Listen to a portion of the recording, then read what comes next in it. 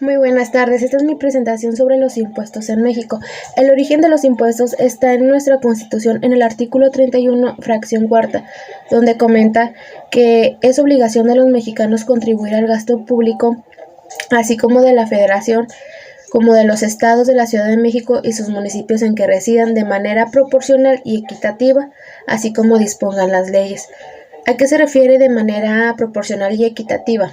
Proporcional se refiere a que los impuestos se deben de contribuir al gasto de manera adecuada a los ingresos que se tiene, ya sea en utilidades, ingresos, rendimientos o derechos que se tiene.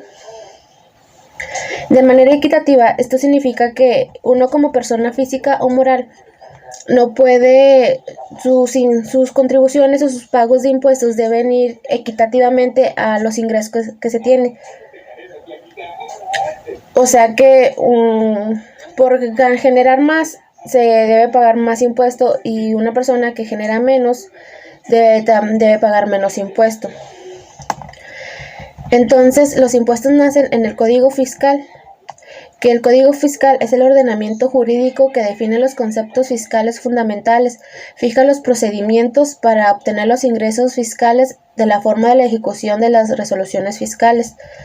En el Código, en el artículo 2, se mencionan los diferentes tipos de impuestos que hay en nuestro país, que son los impuestos, las contribuciones de mejoras, las aportaciones de seguro social y los derechos. En las aportaciones de seguro solo hay dos tipos, que son el IMSS y el ISSSTE. Ya dependiendo en el régimen en el que te encuentres o dependiendo de dónde trabajes, pues es donde te toca este servicio. Las contribuciones de mejoras son las que se utilizan para las mejoras de carreteras, de alumbrado público o cosas por ese estilo. Y los derechos son las propiedades que tiene uno y los impuestos que se pagan por tenerlos. Los impuestos son las contribuciones establecidas por la ley que tienen que hacer las personas físicas y morales. Pero pues, ¿quiénes son las personas físicas y morales? Las personas físicas son personas normales como tú o como yo, que tenemos un nombre. Y las personas morales son aquellas que están bajo un régimen de asociación o a sociedades. Las personas físicas están bajo el régimen de impuestos sobre la renta, donde abarca los sueldos y salarios, actividades empresariales, arrendamientos, socios y accionistas y extranjeros. Las personas morales, como ya comenté, son aquellas que están bajo sociedades o son asociaciones.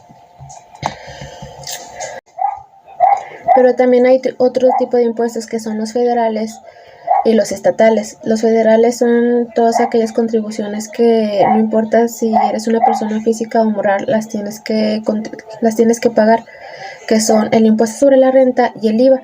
Y están los impuestos estatales, que eso como dice su nombre, depende mucho del estado en el que se resida, porque hay algunos estados que tal vez sus tasas de impuestos son muy diferentes a otros, como es en la tenencia vehicular o en las prestaciones de servicios de hospedaje.